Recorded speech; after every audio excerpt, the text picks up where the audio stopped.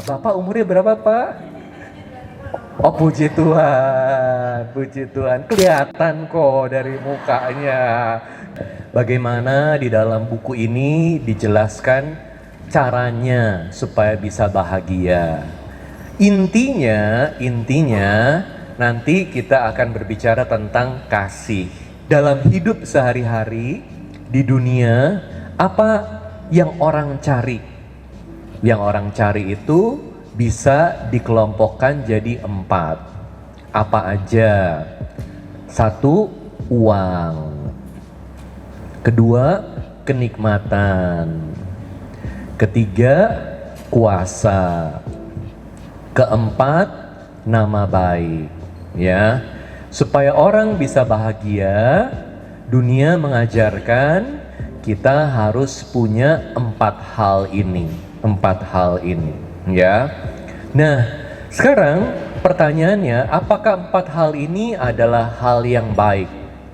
Jawabannya adalah ya, baik. Ya.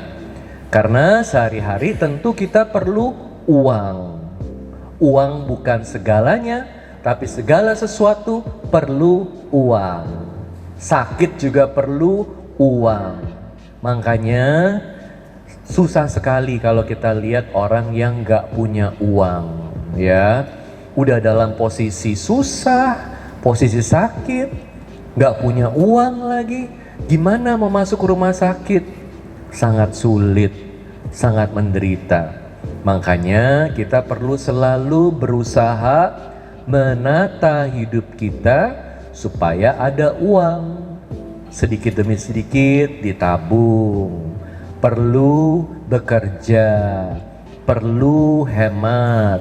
Gak bisa lebih besar pasak daripada tiang, gak bisa begitu ya.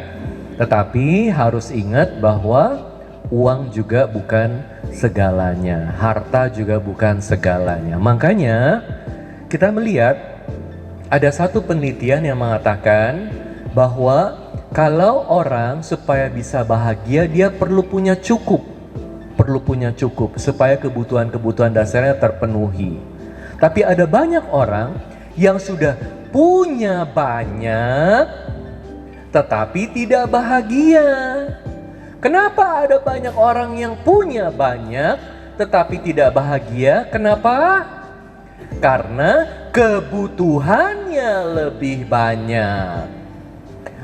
Maka lebih baik butuh sedikit daripada punya banyak. Nah, saya ulang ya prinsipnya ya. Prinsipnya lebih baik butuh sedikit daripada punya banyak. Coba lihat para suster. Mereka bajunya itu lagi, itu lagi. Anda nggak tahu kan kalau suster baju kemarin sama hari ini sama atau enggak, tahu gak? Nggak tahu, nggak bisa bedain kan? Soalnya warnanya itu lagi, itu lagi. Bajunya Romo ya begini, hitam lagi, paling sering pakai baju hitam. Makanya kalau saya ke luar negeri bawaannya sedikit. Ya, orang nggak tahu kemarin sama hari ini saya pakai bajunya sama atau beda. Ya, sepanjang masih belum membuat hidung sakit, mereka nggak tahu. Ya kan? Jadi walaupun punyanya sedikit, tetapi karena kebutuhannya sedikit, tidak pernah merasa kurang. Tidak pernah merasa tidak cukup. Nah, makanya dalam hidup selalu penting untuk bilang cukup. Ya. Nah, kalau kita ulang tahun, itu kan biasanya kepengennya tahun ini aku harus dapat ini. Nanti udah dapetin, tahun depan dapat yang lebih banyak lagi, dapat yang lebih banyak lagi. Kalau dalam bahasa Inggris itu bilangnya bucket list. Selalu ditambah, keinginannya ditambah. Supaya bisa bahagia, harus dapetin ini, harus dapetin itu. Kebutuhannya banyak. Jadi kalau orang kebutuhannya banyak, punya banyak, juga nggak pernah cukup. Ada orang udah punya tas begitu banyak, satu lemari, macem-macem. Tapi begitu liburan carinya tas lagi. Dan kalau nggak dapet menderita sekali. Kasihan orang seperti ini, kasihan. Kasihan ya Bu ya, kasihan ya, kasihan. Tapi Anda sekalian saya yakin nggak seperti ini ya, selalu bersyukur. Nah jadi makanya ingat-ingat prinsipnya ya. Uang itu penting, tapi punya banyak uang tidak menjamin kita ini bahagia. Karena selalu yang harus diperhatikan, yang harus ditata adalah keinginan kita. Jangan sampai keinginan kita lebih besar daripada apa yang kita punya. Kita nggak akan pernah merasa cukup. Tetapi kalau kita dikasih Tuhan dan selalu bersyukur ya, kita jadi hidupnya itu ada sukacita. Walaupun kita nggak punya banyak hal. Harus ingat bahwa hidup itu bukan hanya soal apa yang terjadi pada kita. Tetapi juga soal bagaimana kita menyikapi berbagai hal yang terjadi pada kita. Jadi uang boleh terbatas, tetapi kalau kita sikapinya dengan baik, ditata baik-baik supaya uang ini dipakai untuk yang paling penting ya. Bisa-bisa Anda lebih bahagia daripada orang yang kelihatannya berlebih, tetapi sebenarnya kebutuhannya sangat-sangat banyak ya. Nah makanya apa-apa harus disyukurin.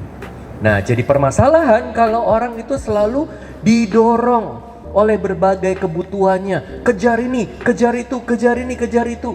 Apalagi kalau sudah mulai iri. Iri sama tetangga, membandingkan diri.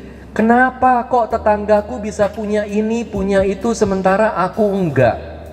Kenapa kok teman sekantorku bisa punya ini, punya itu, aku enggak? Kenapa suaminya bisa begini, begitu, aku enggak? Dia terus membandingkan diri sama orang lain. Sekali lagi jadi nggak pernah cukup. Tetapi kalau kita selalu bersyukur, walaupun situasi hidup kita itu sulit, kita bisa bersuka cita.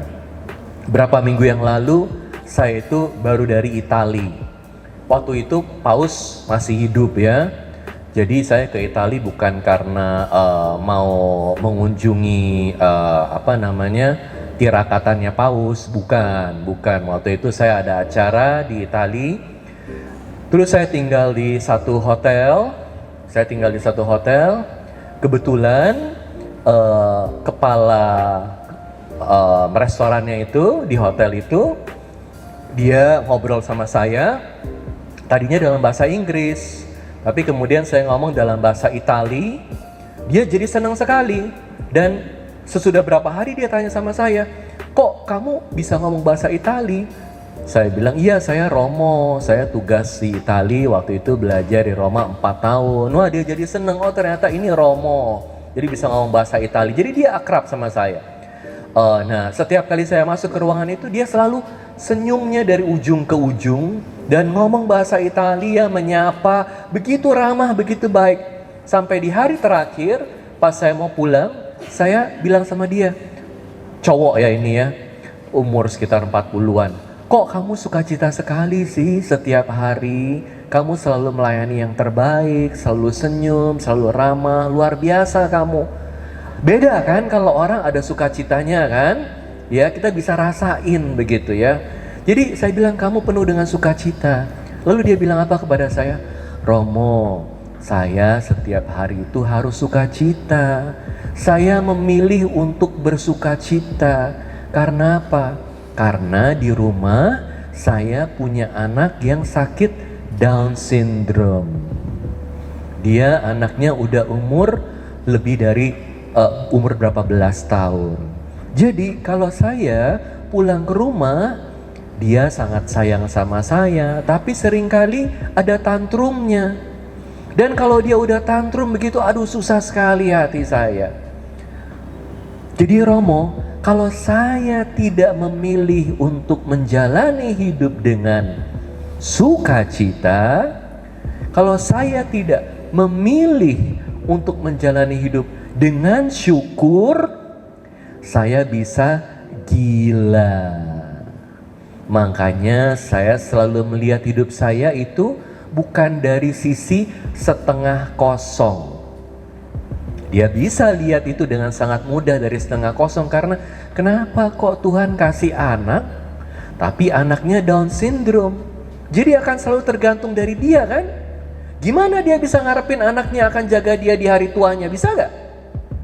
Gak bisa. Biasanya kan orang tua kan kalau punya anak dibesarin, dididik baik-baik dengan harapan satu hari nanti dia yang jaga saya, kan gitu. Tapi kalau orang tua punya satu anak dan anaknya Down syndrome, gak bisa ngarepin anaknya akan jaga dia. Jadi dengan sangat mudah dia bisa melihat bahwa hidupnya itu setengah kosong, seperti gelas setengah kosong. Tapi dia selalu memilih untuk bersyukur, melihat hidup setengah penuh. Selalu dia bilang, saya lihat gelas itu, gelas hidup saya sebagai setengah penuh. Dengan demikian saya jadi bisa bersyukur, belajar melihat apa sih yang Tuhan udah kasih kepada saya. Bapak Ibu, uang adalah hal yang sangat baik. Jadi uang itu bukan negatif loh. Kitab suci gak pernah mengatakan uang adalah akar dari dosa, gak pernah. Yang kitab suci orang Katolik katakan adalah cinta uang adalah akar dari dosa. Jadi kalau kita cintanya pada uang, itu akar dosa. Karena kita akan mau lebih, nggak pernah puas, nggak pernah cukup, nggak pernah bisa bahagia. Tapi uang sendiri ini melambangkan berbagai hal yang Tuhan udah kasih kepada kita. Karena uang bisa ditukar dengan rumah, tukar dengan motor, tukar dengan pakaian, tukar dengan makanan. Jadi uang itu positif, berbagai hal yang Tuhan kasih.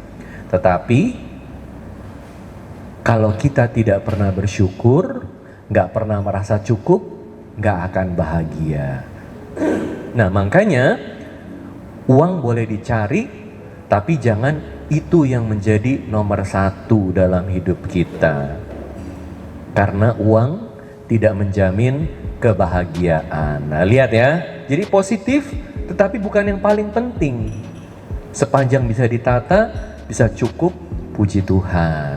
Nah, gimana dengan yang kedua, kenyamanan dalam hidup? Orang selalu mencari kenyamanan dalam hidup. Yaitu tadi saya bilang, maunya jalan-jalan, maunya enak, gak mau susah. Nah, seringkali orang juga gak mau susah, ya. Nah, tapi orang yang semakin nyaman hidupnya, apakah menjamin dia bahagia? Banyak yang tidak bahagia. Karena apa? Penyakit orang yang hidupnya enak adalah bosen. Bosen. Kalau Anda udah tiap hari makan ayam goreng, waktu makan pertama enak. Makan hari ke-10 bosen. Artinya gak ada lagi excitementnya. Kalau biasa jalan-jalan ke mall, hari pertama seneng, dingin ya, lihat tokonya bagus. Tapi karena mallnya di sebelah rumah, tiap hari dilewatin, hari ke-10 bosen. Jadi penyakit orang punya duit zaman sekarang adalah bosen. Kalau udah bosen, berbagai kenyamanan itu nggak ada artinya lagi. Anda lihat ya. Jadi kenyamanan juga nggak selalu memberi kebahagiaan. Ini yang saya dapat idenya dari si Arthur Brooks. Arthur Brooks yang tadi saya cerita, dia ngajar di Harvard, universitas terbaik di dunia. Dan kelas yang diajarin adalah judulnya Happiness. Kelasnya judulnya Happiness. Ternyata yang ikut itu ratusan, penuh anak-anak Harvard. Ya, ini adalah universitas terbaik di dunia. Jadi anak-anak yang ikut tuh pinter-pinter sekali. Tapi ternyata mereka juga masih cari tahu gimana sih buat bahagia. Nah, lihat ya, kenyamanan itu juga nggak selalu membawa kebahagiaan. Karena nanti ada saatnya mentok. Aduh, gimana nih supaya bisa bahagia nih? Gimana supaya bisa excited? Nggak ada lagi excitementnya. Makan ayam udah bosen, makan steak bosen, makan ikan bosen. Gimana kalau nggak makan aja ya? Ya. Nah, Anda lihat ya. Oke. Apalagi hal lain yang bisa membawa kebahagiaan di mata dunia? Power. Kalau punya power kan enak kan? Punya power bisa ngatur sana sini. Tapi pada dasarnya punya power juga terbatas. Ada saatnya di mana kita harus belajar melepaskan kontrol.